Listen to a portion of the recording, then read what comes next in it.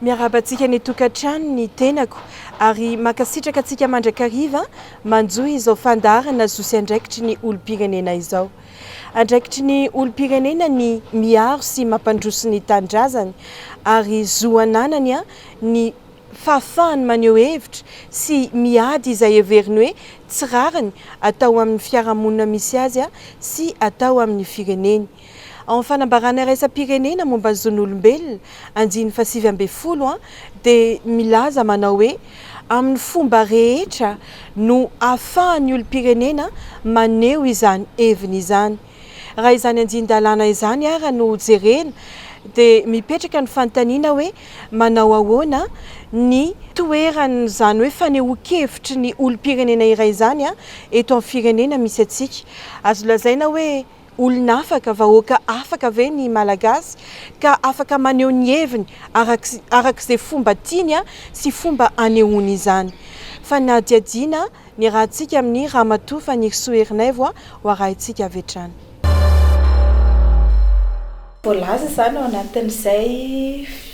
fanambarana mikasika ny zon'olombelona izay io fahafahana manao fahafahana miteny, fahafahana manao fivoriana am-pilaminana, liberté de manifestation pacifique. Ny olana nefany eto Madagasikara dia noferana ny fahafahana manao an'izay hetsika izay. Ary ny zavatra hitako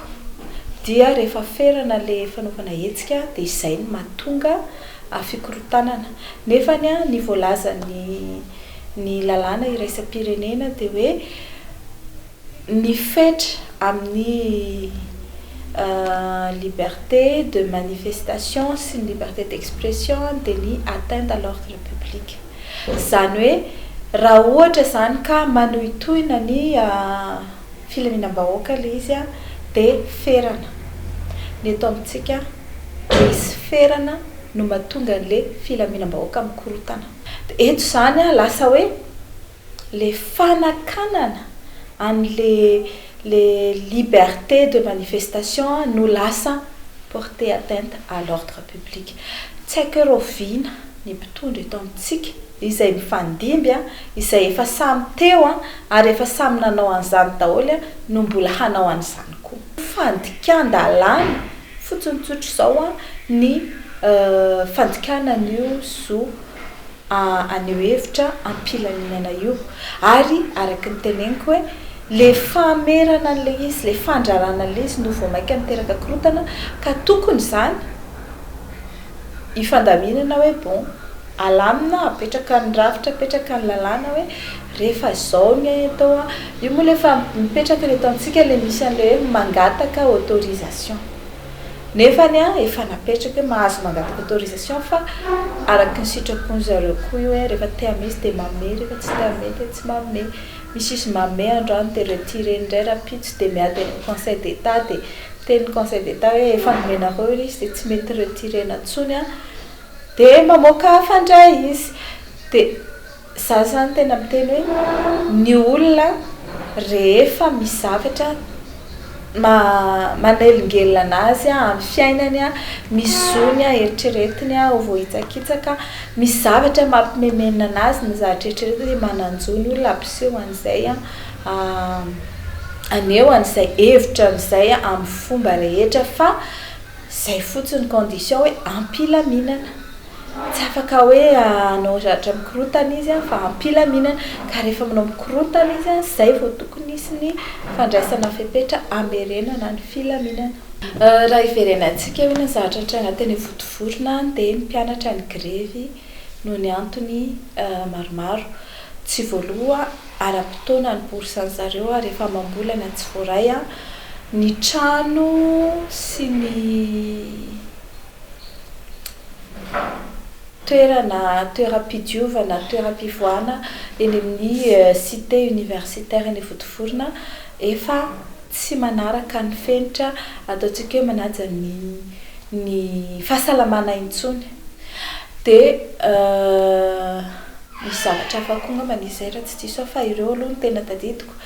dia hoy izy hoe voalohany tsy ireo mpianatra ireo no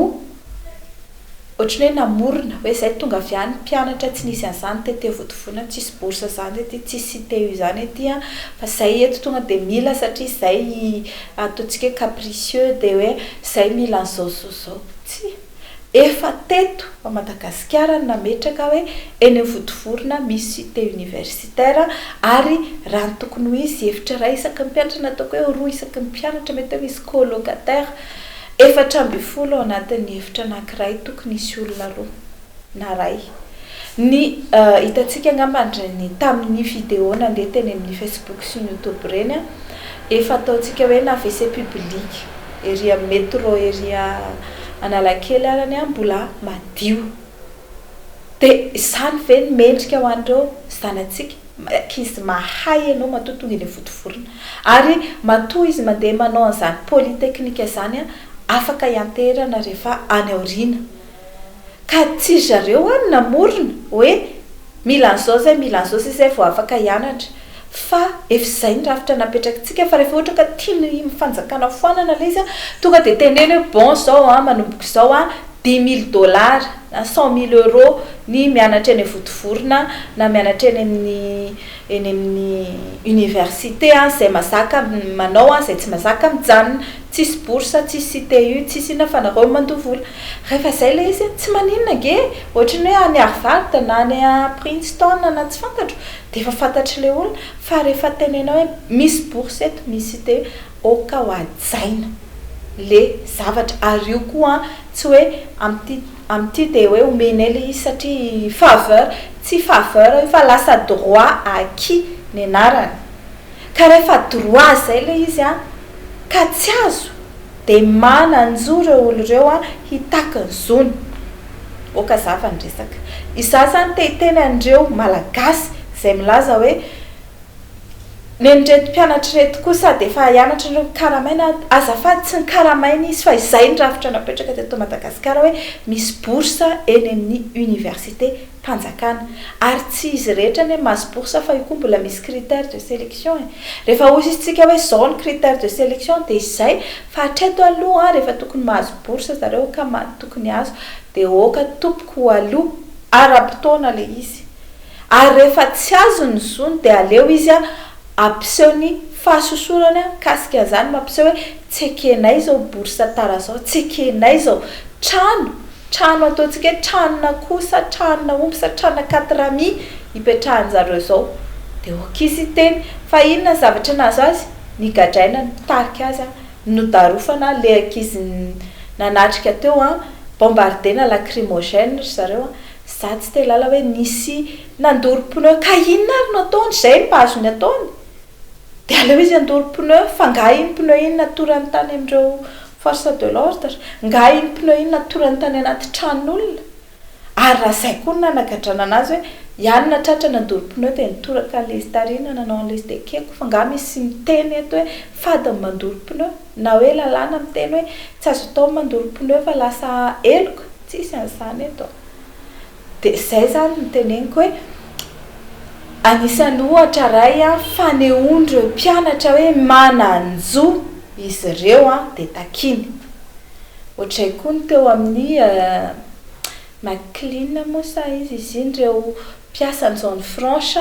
zay nanao grève ninina tenenina mananjo i grève ny mpiasa na mirariny na tsy amirariny ny tsika tsy malala ny tena voatoaton'ny problème an'zareo fa nitatsika de hoe netsony le mpampiasa hémorragie zareo de ndrarafina lacrymogène de ohatra zany foana neto amintsika eto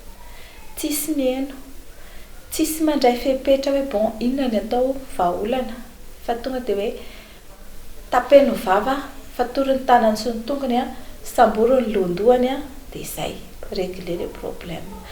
zao teo le hoe tapaka ny jiro tapaka ny rano andro misy ora be fotoana fahavaratra de tapaka ny rano firy andro any amin'ny sasany de reny zao raha ohatra ka hanao manifestation amin'ireny le ponina hoe tena tsy rariny fa zay hoe 3 andro 4 andro na même 2 andro zay tsy mandeha ny rano ety aminay nefa tonga va ny facture ny jirama x100 ny facture aloha. De raha ohatra zareo ka mandeha manao ataontsika hoe manifestation mampiseho azy efa sorena an'izay hoe andraisinareo vahaolana ity jirama ty, de diso izy de hoe nenareo koa zany. Ohatr'izay kosa ny mpiasan'ny jirama, za tsy mahalala na ny antony tokonany. Hatreto aloha mbola tsy nisy korotana be ny fahitako azy fa tokony alohany sy ny korotana, alohany hoe tapaka daholo ny jirontsika menakavy aty ambadika aty de oka mba misy ny heno, fa tsy hoe ataovy zanakarana zareo tsy tokony. Zay fotsiny zany antsika totrany hoe zany tsy le tena vahaolana ny hoentina fa le hoe sakano. Matoa misy olona memenina de misy malay zao, misy zavatra tsy tomombanao ka ataovy izay atomombana an'le izy, na de ataoko hoe folo ny zavatra eritreretina hoe tsy mety de mba manaova aloha roa am'le fitakina na le fametrahana an'le zavatra takina de atao vitan'olona nanao roa aloha na telo de alefa mendalana le izy, fa tsy hoe borikeo fotsiny resaka, borikeo Avelao any. Matoa natao fenitra iraisam-pirenena ny fahafahana miteny, fahafahana manao hevitra, fahafahana manao hetsika am-pilaminana, de satria hita fa ireny zavatra ireny de zo fototra ahafahan'ny olona ny vahoaka miteny ary mety hoe mikambana zareo de miray feo na hoe tokana izy de mampiseho an'izay feo an'izay mba hoenindreo mpitondra. Matetika anie le mpitondra ny antefan'le izy fa tsy misy hoe vahoaka entre vahoaka manao manifestation fa ho an'ireo mpitondra zareo, zany hoe misy an'izay atao hoe tamberina andraikitra na redevabilité anana ny mpitondra ny miheno ny feon'ny vahoaka. Ka raha amiko raha ohatra hoe vahoaka manana zavatra ho tenenina izy de aleo izy iteny, de rehefa voalazana iny de mba heninao hoe inona le zavatra tenenina de mandray fepetra ianao arakaraka izay fahafahanao mandray fepetra. Fa raha hoe sakananao izy de lasa any amin'le sakana indray problème, satria lasa manana problème hafa indray ianao de ny filaminam-bahoaka. Efa tsy mananjo zareo tsabo tena maimaimpona, efa tsy mananjo izy anarany fisotro madio, efa tsy mananjo izy anana jiro anazavana azy isaky ny alina sy isaky ny atoandro, efa tsy mananjo izy anana asa mendrika sy karazana mavela. Au moins izy mezo afaka hiteny ny maharary azy, mandra-pahitanareo vahaolana, na de hoe miteny izy teo zany eny tompoko voaraina de atsy afa-tsy mitombona, fa aleo aloha izy hiteny. Raha araky ny fanadihadihana rahantsika teo de mbola ao anatin'ny teritery ary mbola misy ny raha matahora atao amin'ny olom-pirenena izay te anio ny heviny manoloana ny tsy fahafalipony amin'ny zavatra izay iainany andavanandro. Vao avy nankalaza ny 7 Martsa isika 2 andro lasa izay. Tao anatin'izany de tsy ahivontsika n'izany hoe nisy Malagasy ny tolona tao, nisy tolom-panafahana natao tamin'izany 7 Martsa izany. Nisy zavatra nitakiany Malagasy tao satria nisy toe-javatra, nisy tranga, ny heveriny hoe tsy rariny ka tsy tsara intsony ny janonana eo ambanin'ny vahoan'ny Frantsay. Inona ary ny zavatra nitranga tamin'izany fotoana izany na tonga ireo olona atsotsika hoe Mahery foy ireo na foy ny ainy tsy ny kely soroka mihitsy mba hanatanterahana izany hoe tolom-panafahana tamin'izany fotoana izany. Ary inona no akon'izany tolona izany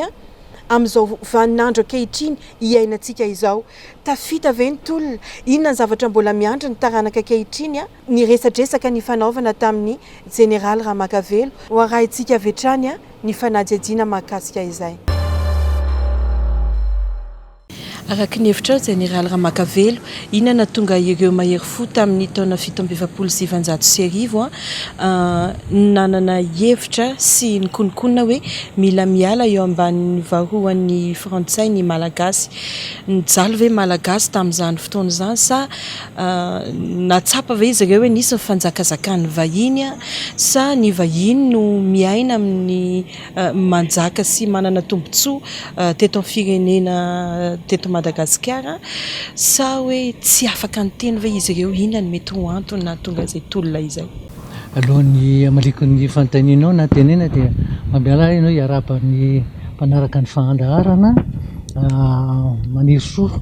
ary mirazy tsara indrindra ho an'ny tokantrano manaraka izao fandaharana izao. Amaliko ny fanontanianao dia zao tena nijaly malagasy, tena nijaly ary noheverina mihitsy fa sanatrin'izany ambany lavitra noho ny biby. Anome ohatra anankiray fotsiny ahako ary zany efa tany talohan'ny fito amby efapolo zany tany amin'ny 720 tany raha nisy famelabelaran-kevitra tao amin'ny cinéma Excelsior ny anarany Ritio dia mahazo miditra ao ny olona zay nasana ny vazaha sy ny malagasy manana zo frantsay sy ny namany dia rahalahy mongo sy ny namany mba saika hanatrika an'ilay izy tsy nahazo miditra. Indro nefa nisy vazahavavy mitondra alika mahazo miditra ny alika. Tena teo ny malagasy dia tena nanomboka hoe fa inona zany tsika ty tany amin'ny 720 zany zay. Rehefa taty aoriana dia mitombo ihany ny fanambanina ny ataontsika hoe ny fanaovana tsinitsinina, ny fanaporetana, ny fampijaliana, nisan'izany hoe asa terivozony zany mihitsy hoe tsy maintsy miasa any amin'ny tanin'ny colon mandritra ny ray volana misy malagasy tendrena hiasa maimaim-poana any zavatra ohatran'izany. Dia anisan'izany tena natsapa mihitsy malagasy hoe efa tsisy tsony ty fa tena tokony mba hisy zavatra ataontsika. Rehefa zany ny zavanizy dia napetraka galinira rehefa izy ny tonga hoe gouverneur général teto ny politika atao hoe zarazara ao anjakana. Zarazara ao anjakana. Ahoana moa natonga ny hoe zarazara ao anjakana? Nisy ny ankolafy ny foko zay nataony zay hoe raha azo ampiasana ny voambolana hoe mampandroso azy bebe kokoa, mahazo ny fampianarana, ny asa sy ny sisa dia tena hoe atao zany. Dia ny teto Antananarivo sy ny tany amin'ny faritsy Betsileo no nisany. Zay zany tena naovany. Ny tany Moritsiraka ohatra ny napetraka taratara kely zany le tany. Dia mipetraka zany. Mipetrapetraka. Dia avy eo ndraiky mbola napetraka le politika hoe misy malagasy zay avy amina fianakaviana ataontsika hoe mahitahita na tsaratsara na tsara amin'izany nahazo ny zo Pirenena frantsay, le ataony citoyen frantsay. Fa dia ny malagasy ary teo ny tena anisany koa nahatonga ny olona hetsika indrindra ny varam-pianarana. Tsy mitovy indrindra hoe ny fampianarana azo ny manam-pahaizana malagasy fara fa amboniny dia raha amin'izao fotoana izao dia classe de 5e nisan'izany diplôme hoe CSD zany na CA io fa tsy mahazo mihoatra zay, tsy mahazo an'izany bac zany satria ny tena tanjona dia hoe ho mpanampy ny frantsay zay omena ny fahefana na omena ny toerana amin'ny asa zay ataony ny malagasy. Zay zany aloha dia efa anisany nahasorena ny malagasy zay fanavakavahana zay sy le tena endrika hoe atao zay mampandroso ny azy dia atao zay mahataratara ny ery. Zany hoe fa lavitezaka mihitsy zany le politika ny galenia amin'le zarazara ao an-jakana. Tiako amezana anazy hoe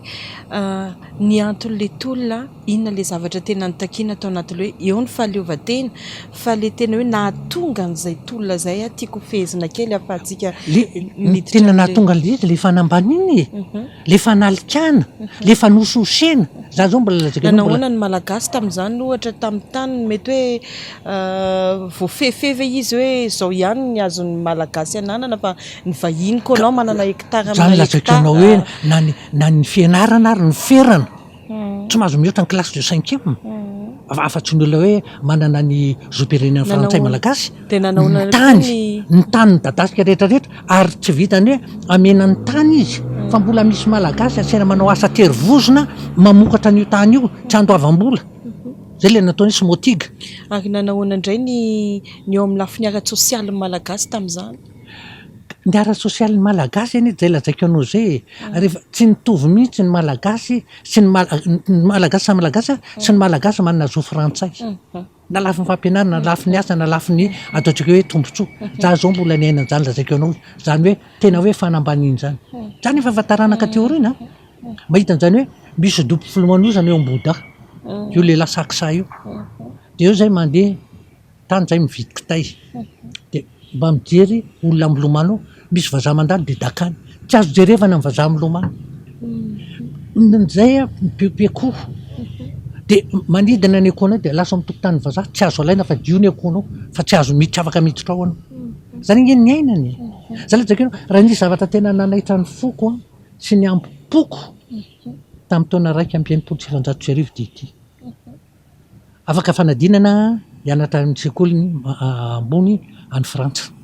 aiomana homanam-boninahitra zavatra hitany masoko voalohany tao Paris de frantsay mamafalalana tena lazaiko anao fa ny zavatra tanteraka niova tao amin'ny fokosin'izay ay ve tony mamafalalana tia amin'ny andriny fa li mandaka anay manambanimbany anay ay izy ty mbo mpamafalalana tena lazaiko anao nanova tanteraka ny fisainako ny fiainako ny retraretra ary nisy fotoana tena lazaiko anao fa raha voavaza miresaka amiko na de tany Frantsa zany ny asa de tena tonga de avy tany de vonina ny famaly mba tsy tenenako hoe tia hiady hoentiko ampidirana kely amin'ny zava-misy amin'izao fotoana izao mofety zany ny zavatra misy sy mbola hitantsika mitranga amin'izao fotoana izao zany hoe raha ny zon'olombelona satria resaka zon'olombelona fandaharana de hoe ny olona rehetra de mitovy zo avokoa zany hoe tsy ny vola anananao na ny mety hoe loko anananao ny ambonina mban'ny zonao fa mitovy daholo ny olon-drehetra ankehitriny nefa ny raha zany zavatra tantarainao zany tena efa resaka ianao tany amin'ny fahampanjaka ny resaka tamin'ny fitolomana tamin'ny 1970 mbola zany nefa ny zavatra hita eto amin'ity firenena ity zany hoe malagasy tsy mitovy zo amin'izao fotoana hitenenantsika izao tena mbola vanim-potoana zany ve zao zany hoe manontany tena hoe tena raha nisy ny tolona natao mba hoe hitovy saranga malagasy rehetra afaka miteny ve hoe tafita le tolona afaka miteny ihany koa ve hoe tena olona afaka ny vahoaka malagasy sa manao ahoana raha zava-misy ankehitriny raha zany zavatra teneninao rehetrarehetra zany de zao reo ray aman-drenitsika ny tolona ka mba mivadibadiky impito any am-pasanany mahita ny zavatra mitranga amin'izao fotoana izao tsy zao mihitsy ny tolomana tsy zao mihitsy ny edina tsy zao mihitsy ny nangatana tsy zao mihitsy ny tanjo tany manan-karena ny Madagasikara anisan'ny tsiritiny zao tontolo zao ary mahagaga n'izao tontolo zao tany tsy miady tany manan-karena vahoaka mahantra zay aloha de lafiny anankiray zay tsy azotsika ilany zay tany manan-karena nefa firenena mangataka zany koa tsy azotsika laviny zany mangataka fanampiana tany manan-karena fa vahoaka mahantra de tsy vitany hoe vahoaka mahantra za ohatrany tsy tiako loatra vahoaka mahantra fa vahoaka ampahatraina no ny arena kibony tany mihitsy ny arena voajanahary napetraka tamintsika zany ny zavatra misy mbola eo koa ny hoe misy ny ambonin'ny lalàna misy ny ambanin'ny lalàna zany zon'olombelona zany aza miresaka an'izany eto Madagasikara zon'olombelona zany ange de anisany hoe tokony anana ny sakafo zaza azy daholo ny olona tokony hianatra daholo ny zana-bahoaka ny zanaka malagasy tokony ho tsaboina daholo ny malagasy manontolo tokony sosialy am'izay tsy afaka ny tokony ny feno fa ny tena izy tsao manatanteraka tsao ny tokony ho an'ny feno fa ny fanatanterana tsao mampalahelo any zany imiezan'ny olona any atsika nivelany any de ono averinao foana le hoe malagasy de manana ampo ny malagasy de tena hoe olona vonina niady no any hoe rariny tokony ho azo soan'ny firenena zany raha ny tantara ho ianao fa tsy ianao no mamorona maninona ny ankehitriny no tsy zay ny toe-tsain'ny malagasy raha ny zavatra iainan'ny malagasy ane de tena efa hoe efa ela be ngamba ny tokony hoe nisy indray ny tolona ohatra natao teto hoe tsy ekenay zao tsy ekenay satria tsy mifandanja amin'ny tsy mifandanja ny vola raisinay sy ny vidim-piainana ohatra tsy ekenay fa mbola betsaka ny zaza malagasy bado tsy ekenay ohatra fa lafo loatra ny resaka hoe fanafody tsy ekenay maro ny zavatra arak'le hoe le zon'olombelona teo zay tena hoe tsy hitantsika eto amin'ny firenentsika maninona ny tsy miady ho an'izany ny malagasy nisy ihany ny tolona zay natao malagasy miady mba metraka olona fa hoe le tena marary an'ny malagasy mihitsy ohatrany hoe narary tamin'izany tolona natao tamin'ny 1770 zany de hoe nambanimbanina ny malagasy nisy tsy rary ny tao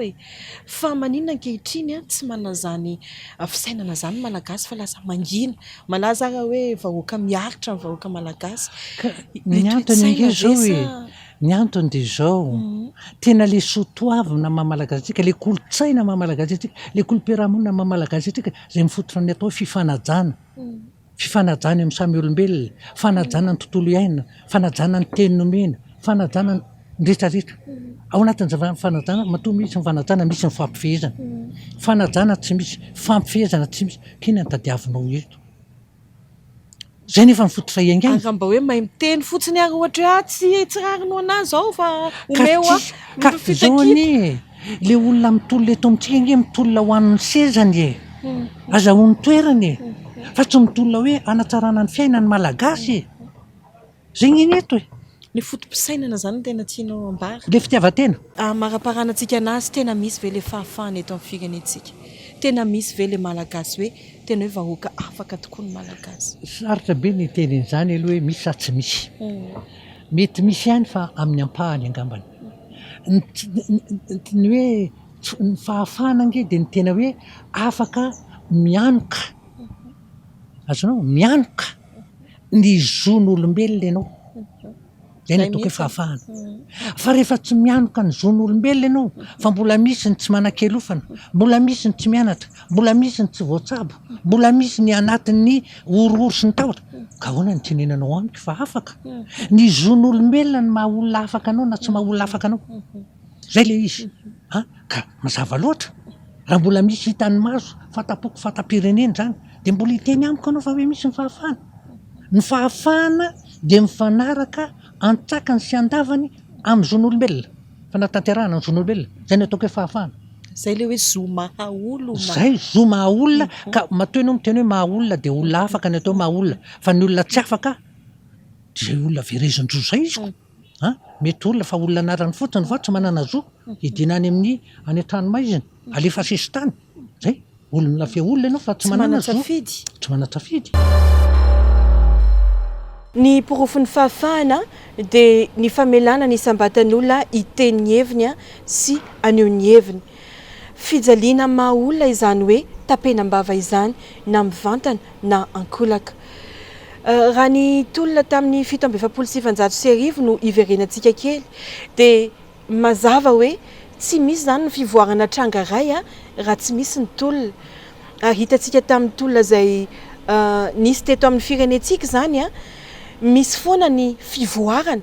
misy foana ny fiovana rehefa maneho hevitra ny vahoaka rehefa maneho izay ao am-pony sy izay eritreretiny fa mety amin'ny fireneny ny vahoaka noho izany tena ilaina ny vahoaka miteny ary mahafinaritra ny mahita hoe vahoaka mandray anjara ary manan-kevitra amin'ny raharaham-pireneny zany satria ny vahoaka manan-kevitra dia vahoaka manana fahalalana tsy vahoaka voazanaka ara-tsaina tsy vahoaka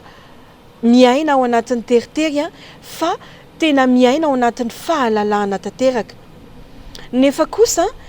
izany hoe zo miteny zany sy zo fanehoan-kevitra dia misy lalàna amin'ny fehizany tsy azo atao ny manompa olona tsy azo atao ny miantsy adi-poko tsy azo atao ny miantsy fanavakavahana na ny fihetsika na fiteny zay manimbazimba ny zon'ny hafa na manosiosy ny zon'ny hafa ny fahalalana maneho hevitra ihany koa dia iray amin'ireo fitsipika demokratika ary ny lalam-panorenantsika eto Madagasikara dia tena miantoka tanteraka izany hoe famelana ny olona hiteny izany amin'ny fomba rehetra araka ny voalaza ny andidalana zay avy noresantsika teo aloha teo mahakasika izany indrindra ara dia aleo hiten'ny vahoaka aleo aneho hevitra ny vahoaka fa zo ananana izany ary mahatonga ny fitondrana lasa fahavalom-bahoaka ny tsy famelana ny vahoaka hiteny sy aneho hevitra satria ny tsy famelana azy ireo aneho ny heviny sy aneho ny tsy fifaliany na anambara sy hiteny zay zavatra angatahany sy takiny dia miteraka asosorana ary mifanohitra amin'ny zo maha-olona izany satria izany no antsoina hoe jadona fa kosa ny mifanohitra amin'izay rehefa velanao aneho hevitra ny vahoaka rehefa velanao aneho ny tsy fifaliana izy rehefa avelanao malalaka izy hiteny amin'izay zavatra heveriny fa tsy mety ohatra amin'ny fitondrana misy heveriny fa tsy mety amin'ny izay tsy fahamarinana iainany dia tonga sakaizam-bahoaka ny fitondrana satria afaka miteny izy ary misy miaino izy fa indrindrindra